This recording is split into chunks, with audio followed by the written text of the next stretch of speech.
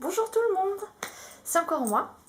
Je voulais vous parler de la prière parce que je pense que c'est très important.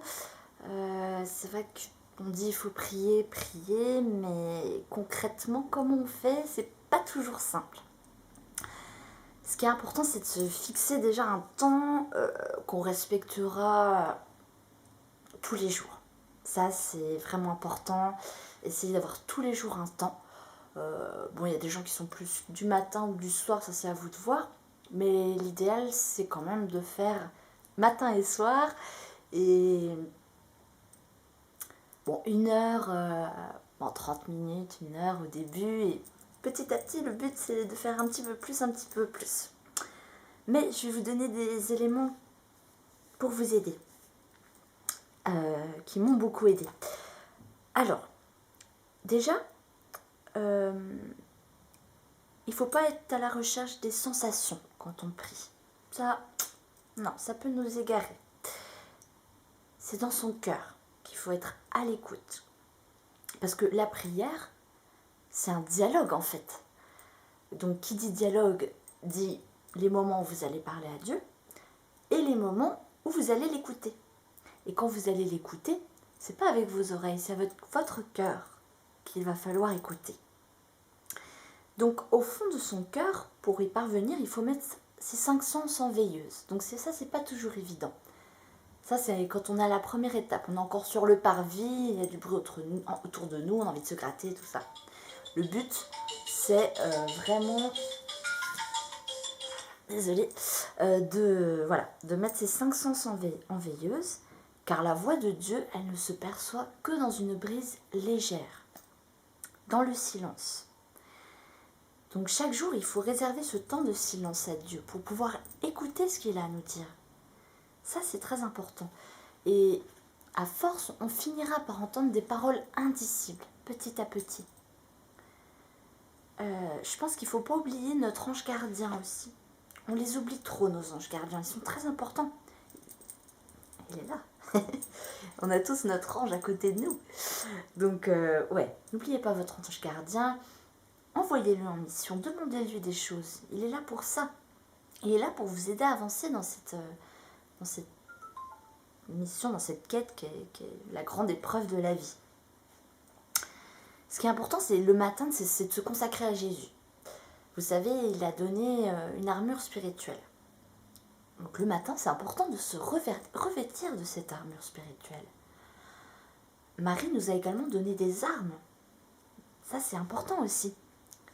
Les armes, bon, c'est les armes qui ont été données contre Goliath. Les 5 pierres, en fait. Les 5 pierres, elles correspondent au chapelet. Ça, c'est puissant. Un chapelet prié avec le cœur, c'est hyper puissant. Moi, je sais que j'aime bien le faire le soir avant de m'endormir, parce que... Enfin bon, chacun fait... Voilà. L'Eucharistie, allez communier le plus souvent possible. Et vous y verrez, plus vous allez y aller, plus vous y prendrez goût et plus vous aurez du mal à vous en passer. La parole de Dieu aussi, quotidienne. Ça, c'est hyper important. La Bible, lisez la Bible. La Bible, c'est Dieu qui vous... C'est le SMS du bon Dieu, la Bible.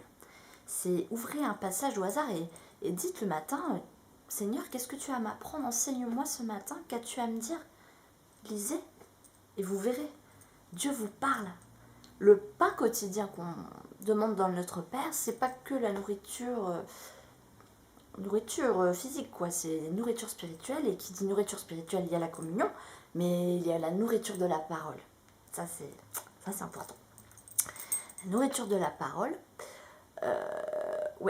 voilà, donc, tac.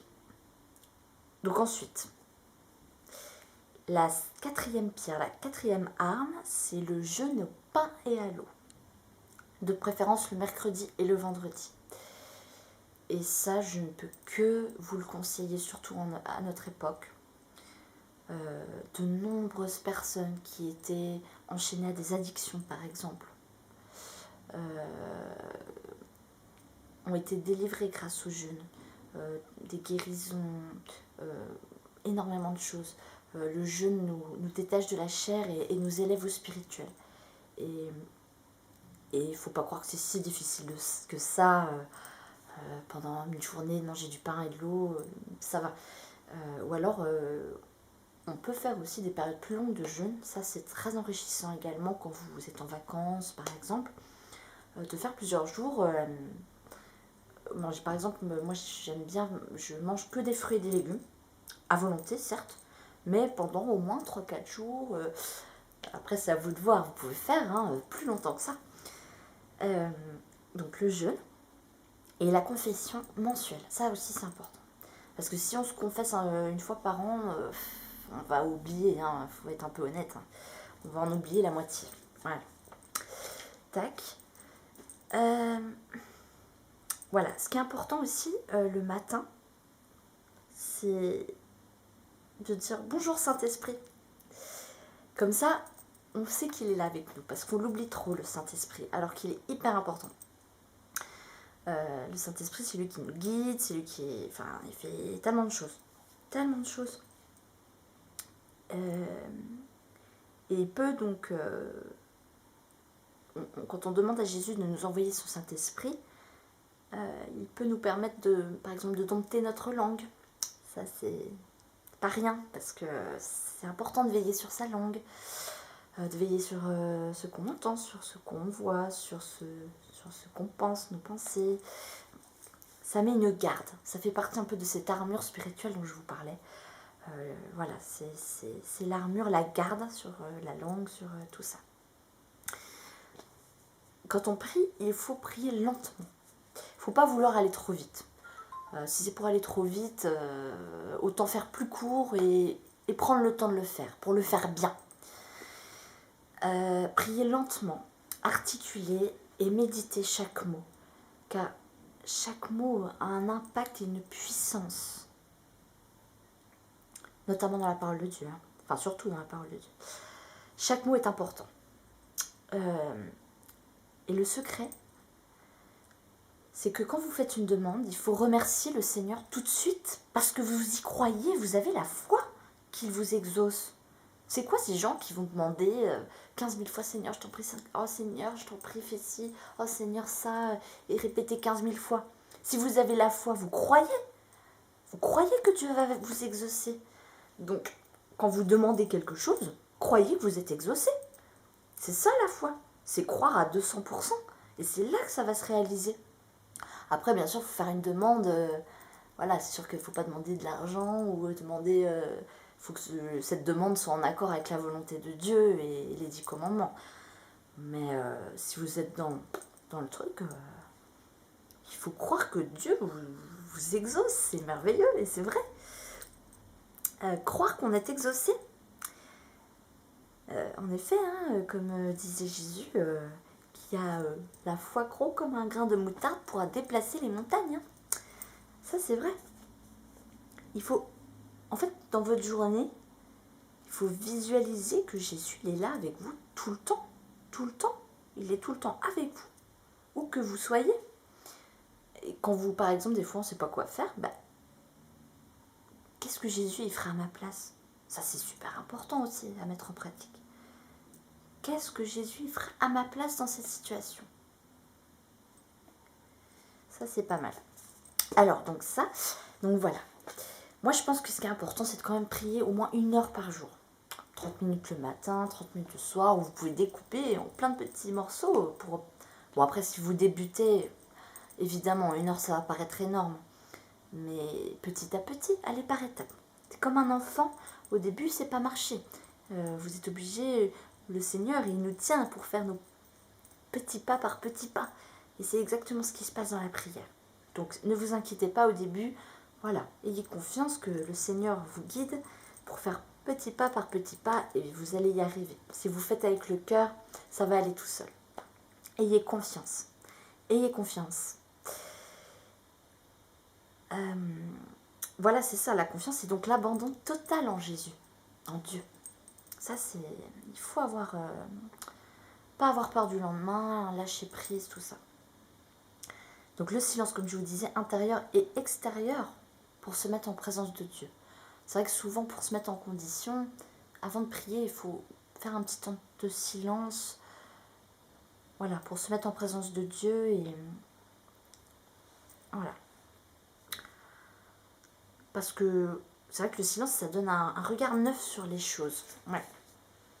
Jésus nous attend toujours dans le silence. Ouais.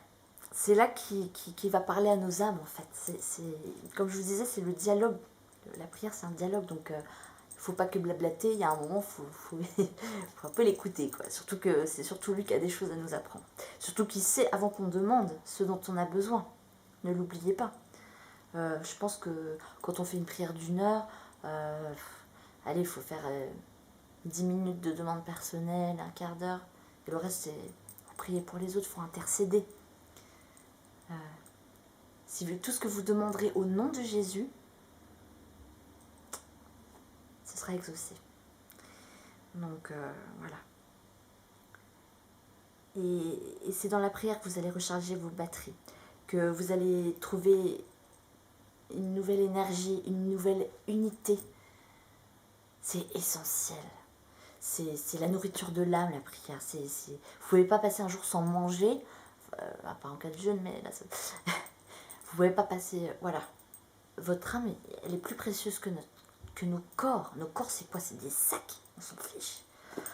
Donc, ouais, vraiment, même si au début, c'est pas longtemps, priez. Priez avec le cœur. Priez avec le cœur, mes frères, mes sœurs. Consacrez-vous dès le matin. Le matin, c'est là où chaque chose se renouvelle. Il faut renouveler chaque matin ça, cette consécration au cœur immaculé de Marie, cette consécration à Jésus, c'est très important. Nous sommes les apôtres des derniers temps, mes frères et mes sœurs. Préparons-nous. Priez, veillez, jeûnez. C'est très important. Que Dieu vous bénisse, que Dieu vous garde, au nom de Jésus. Paix et joie.